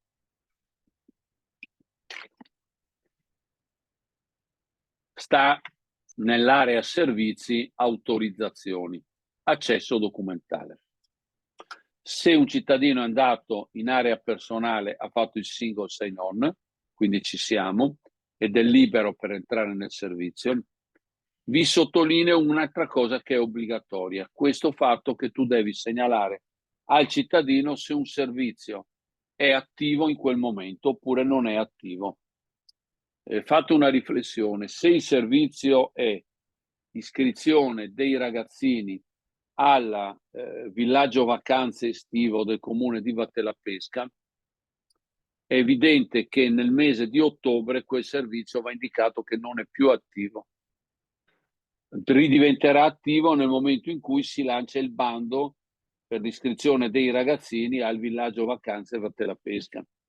Quindi state attenti, dovete sempre flaggare, interfacciarvi con questo bottone. Potete mettere tutti i servizi che volete, cioè servizi in vigore, però ricordatevi che dovete indicare se è un servizio attivo oppure no. La prima cosa che si trova quando si entra dentro la scheda servizio è sulla sinistra le diverse componenti. A chi è rivolto? Come fare? I costi? Cosa serve? Cosa si ottiene? Tempi e scadenze? Accedi al servizio, condizioni di servizio, contatti, strumenti di tutela. Consiglio da amico: cercate di avere dai fornitori un po' di schede precompilate nelle parti generali. Cioè il come fare probabilmente è uno standard nazionale. Spesso alcuni di questi fornitori seguono svariate migliaia di pubbliche amministrazioni in Italia. Quindi cercate di farvi dare queste schede già precompilate. Chiaro che poi cambieranno in alcuni contenuti che possono essere tipici della vostra comune o della vostra regione. Quindi a chi è rivolto e soprattutto il come fare. Quindi, vedete, gli dicono in assenza di controinteressati è possibile chiedere verbalmente l'accesso ai documenti presso l'ufficio competente. Se invece sono presenti controinteressati, occorre presentare una domanda formale utilizzando la specifica modulistica. In altra epoca, questa specifica modulistica vi avrei detto, sotto a questa specifica modulistica ci sta un link, clicchi e vai a un'area dove ci sono i servizi, dove ci sono i moduli di quel servizio. Però oggi ci siamo. Vedete che ci sono i famosi giorni. Continuo ad andare avanti. I famosi, qui ci sono 10 giorni quando ci sono controinteressati, in questo caso la pubblica amministrazione che ha ricevuto domanda di accesso agli atti è tenuta a dare comunicazione ai controinteressati inviando una copia della stessa entro 10 giorni, eccetera. Qui si mette giù tutta la tempistica. È chiaro che poi la tempistica deve combaciare, cioè non deve essere una tempistica poi diversa da quella che troviamo sulla cartella di quel procedimento in area personale. Poi c'è, vedete, eccoli qua, domanda d'accesso ai documenti amministrativi. Questa è solo cartacea. Quindi quando tu clicchi qui sopra hai a disposizione i moduli. Poi ti viene detto quali documenti tu devi allegare. Copia del documento d'identità e documentazione comprovante il titolo dichiarato. È chiaro che copia del documento d'identità è una richiesta sbagliata. Copia del documento d'identità si chiede solo se quel cittadino inoltra poi l'istanza utilizzando una PEC o una mail. Allora in quel caso serve davvero la copia del documento d'identità. Ma se quel cittadino poi verrà allo sportello, è sufficiente che porti la domanda, perché l'identificazione del cittadino avviene allo sportello attraverso l'esibizione del documento d'identità. State molto attenti a non scrivere questa sciocchezza. Io vi ho segnalato qui dentro le sciocchezze standard che trovo, per evitare che poi voi anche le ripetiate. Questo è assolutamente sbagliato. Quindi attenzione, copia del documento d'identità va specificato solo se poi l'istanza viene avanzata con SPID o CIE. Scusate, SPID o CIE, con mail o con PEC. Altrimenti no. Nel caso siano imprese o liberi professionisti, quindi partono da una PEC certificata, non serve neanche la copia del documento d'identità. Quindi attenzione, sito un cantiere aperto anche con tante buche. Quindi attenzione a evitare queste buche. Documentazione comprovante il titolo dichiarato, qui invece ci siamo assolutamente. Poi quella amministrazione mette poi i costi, questo è corretto, si chiede un'estrazione di copia conforme all'originale, occorre acquistare anche marca da bollo da 16 e da apporre sulla copia conforme. Quindi non è che sia il comune che mette in copia conforme, il cittadino mette la marca in copia conforme. Poi se sono pratiche edilizie in cui il richiedente indichi puntualmente le pratiche di riferimento, perché spesso sono tante carte, 50 euro, pratiche edilizie in cui il richiedente non indichi puntualmente pratiche di riferimento, 100 euro. Ma questo si fa in regolamenti interni. Vedete quel concetto che vi diceva? Piattaforma di pagamenti. Quindi entri in piattaforma. Per il cittadino la copia di un documento d'identità serve anche con la PEC, serve anche con la PEC Raffaella da Ross, se quel cittadino non è iscritto in INAD. Se quel cittadino è iscritto in INAD, cioè Indice Nazionale di Documenti Digitali dei Cittadini, non serve più la copia del documento d'identità, perché ha eletto domicilio direttamente in INAD. Se invece non ha eletto domicilio in INAD, è obbligato a mettere copia fronte retro del documento d'identità. Il pagamento può essere effettuato sulla piattaforma dei pagamenti. Poi qui c'è, nel caso tu accedi al servizio, vedete qui è carta, documanda d'accesso nel caso sia carta. Qui invece questo servizio lo puoi fare direttamente anche con SPID CIE. Quindi cosa serve nel caso tu abbia SPID CIE?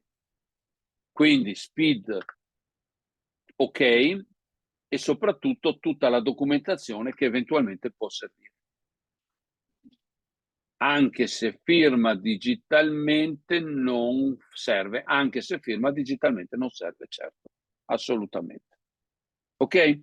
Questo invece è il caso, prima vi ricordate, vi avevo detto, la duplice porta d'ingresso, eccola qua, una porta d'ingresso, due porte d'ingresso.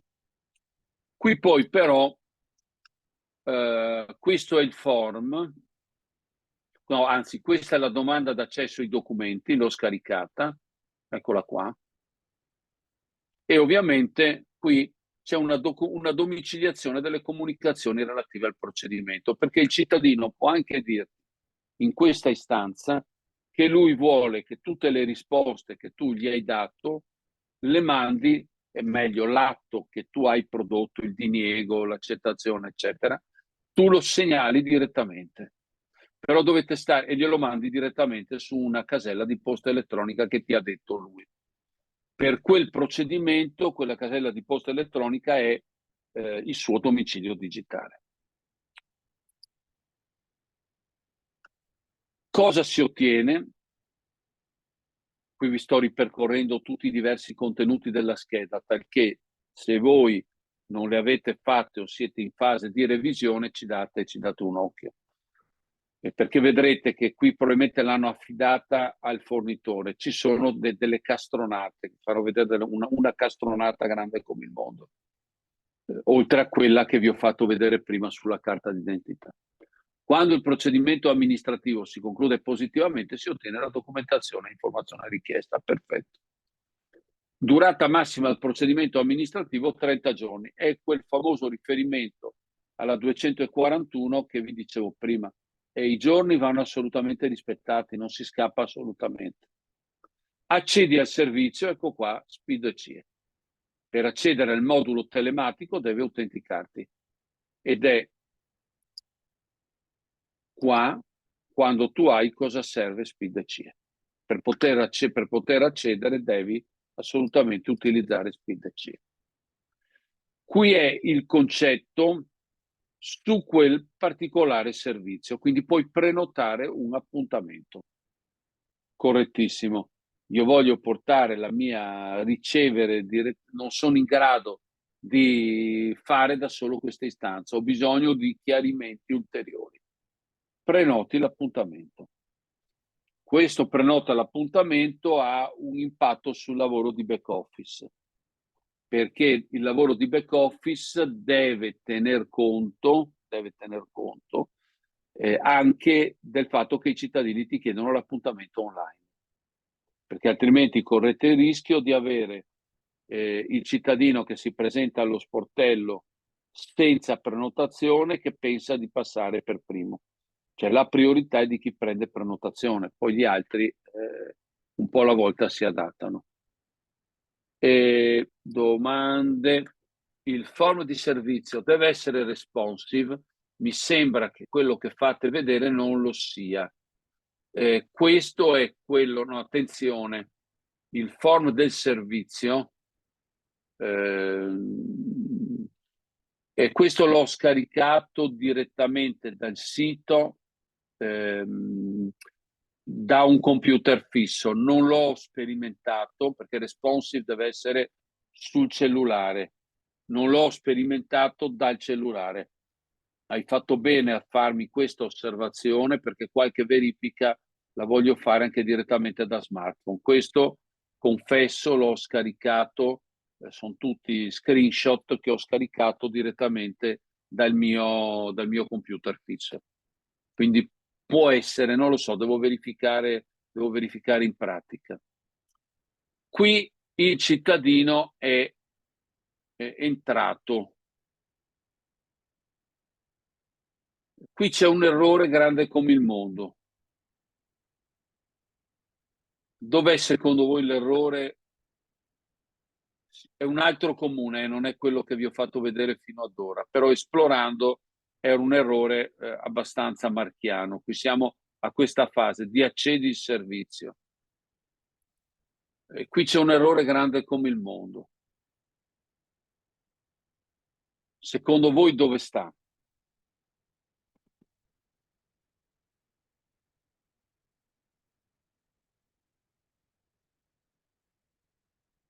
È troppo generico, acquetta? L'errore sta qua. Accedi al servizio, richiedi agevolazioni scolastiche. No, non deve essere già dentro l'area personale, oppure puoi prenotare un appuntamento. Sembra che prenotare l'appuntamento sia alternativo a fare i servizi online. No, non è così.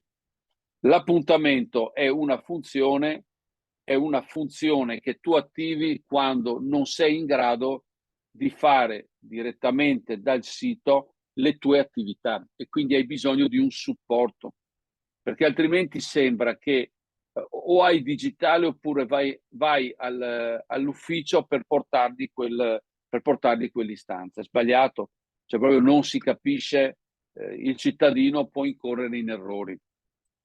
L'errore più grande, però, tornando, no, questo è l'altra fase successiva, deve essere presente l'informativa sulla privacy. Quindi, vedete, qui è domanda di accesso ai documenti amministrativi, è quell'istanza.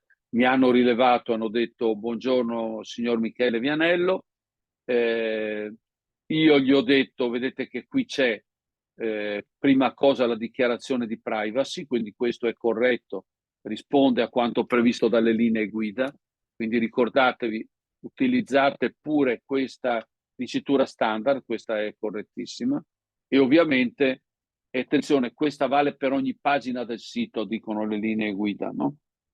E ovviamente qui devi cliccare e devi vedere l'informativa sulla privacy. Qui c'è un secondo grande errore. Io sono entrato dentro il form, mi sono identificato con SPID e c'è un errore micidiale.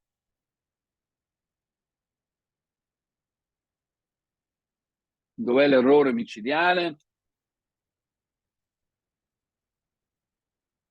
È la richiesta del documento, Alberto, ha ragione totalmente. Cioè, se io mi sono identificato con SPID, perché mi chiedete copia del documento di identità? Avviene perché i fornitori, un po' cialtroni, hanno preso la modulistica cartacea e l'hanno trasformata in form digitali senza verificarne i contenuti. Questo nella documentazione cartacea è corretto, anche se andrebbe specificato che questo vale se io poi utilizzo una mail o una PEC per inviarglielo. Da allegare se il modulo è sottoscritto con firma autografa. Ma devono essere, altro svarione, devono essere per forza tutti sottoscritti con firma autografa, perché è un obbligo di legge. Quando se uno si presenta allo sportello presentando un'istanza, deve avere la carta d'identità e firmare di fronte a te. Se uno ti manda un'istanza utilizzando una PEC, o meglio una mail, deve esserci copia fronte retro del documento d'identità e il testo deve essere sottoscritto, quindi non è parte del corpo della mail. Qui uno svarione grandissimo. Sempre torniamo al mio concetto iniziale, è un cantiere aperto, il sito è un cantiere aperto, perché controllate prima di metterlo online anche questi dettagli, perché altrimenti fate una figuraccia e avete presentato un form sbagliato. Quindi attenzione, va corretto questo form è proprio sbagliato. Mancano 5 minuti, avete qualche domanda, qualcosa da pormi?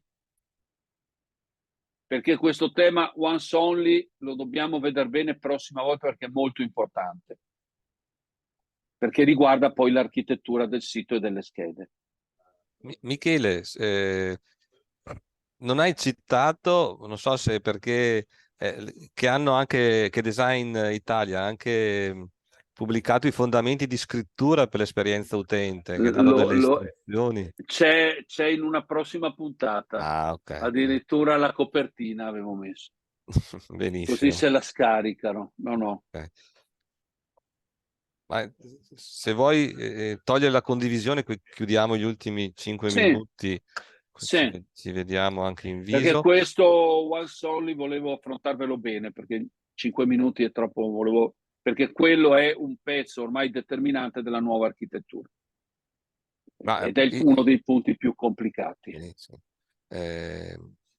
Beh, intanto diciamo che l'approccio, come avete visto, l'approccio di Michele Vianello la presa, diciamo, la prende un po' larga, ma con un senso ben specifico. Se non conosciamo il contesto, non possiamo poi capire come applicare gli strumenti, no?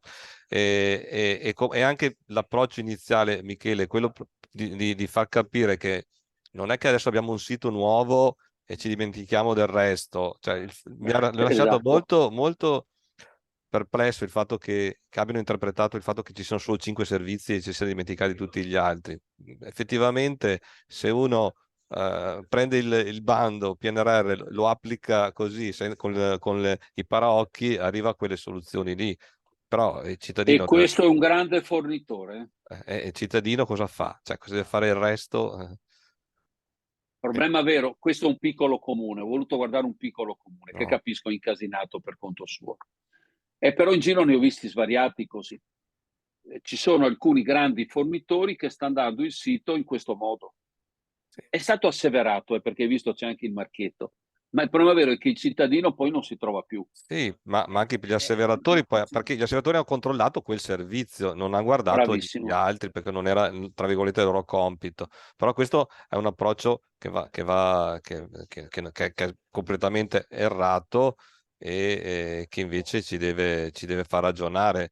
Nel momento in cui facciamo un sito nuovo, noi dobbiamo fare che i servizi che abbiamo fatto col PNRR e che abbiamo il contributo siano conformi a tutte le regole, ma gli altri li dobbiamo comunque mantenere ed erogare secondo le modalità che abbiamo deciso e programmare, come dicevi tu, poi una trasformazione nel lungo periodo. Ulteriore. E È il questo famoso foglio Excel, che sembra sì, banale, ma è utilissimo da fare. e questa è Posso anche garantire è utilissimo. è anche la cosa. Allora, vedo che c'è una domanda. In chat vi avevo inserito il bando, così lo vedete, lo rimetto adesso, lo copio. Vediamo, eccolo qui. Per la facilitazione, quindi lo ridigito. Poi l'altra cosa è che come diceva Michele, è un percorso che non ha un termine Mai. con il ricevimento del contributo. Noi il servizio ai cittadini lo dobbiamo dare continuamente, comunque, e con tutte le linee guida e le normative che ha citato. Cioè, non è che queste spariscono, no? Rimangono, sono gli obblighi e diciamo dobbiamo approfittare dei soldi che ci danno per fare al meglio il lavoro e preparare che sia più facile il futuro. Ma questo non cioè, dobbiamo programmare poi con altri finanziamenti, con altri modi, l'implementazione di servizi. Insomma, regione, insomma, dopo lo ricordo, faccio anche un po' anche qui un No, po' di certo. sponsorizzazione, fornisce MyPortal anche perché è un ambiente complessivo, cioè non è tanto il prodotto MyPortal, ma il fatto poi che è possibile arricchire tutta la parte di servizi con diciamo l'implementazione e lo sviluppo anche di terze parti piuttosto che di altri comuni che nel tempo investiscono su quel servizio e così via. Insomma, ecco, quindi l'idea sempre di Regione Veneto è dare comunque una visione di lungo periodo che non si esaurisca in un progetto singolo. Lo sta facendo da diversi anni e spero che venga anche apprezzato. Allora, L'Antonella del comune di sì, Scorzè, che conosco sì, sì. molto bene. No, Antonella, non c'è nessun parere tecnico favorevole espresso dai referenti territoriali di PA Digitale. Io peraltro ne ho fatti alcuni, farei una roba semplicissima. Il fornitore deve darti un prodotto che è identico a quanto previsto dal manuale LAMP SAM 1.4.1. Io non mi addentrerei particolarmente nei particolari, anche perché altrimenti non te lo asseverano.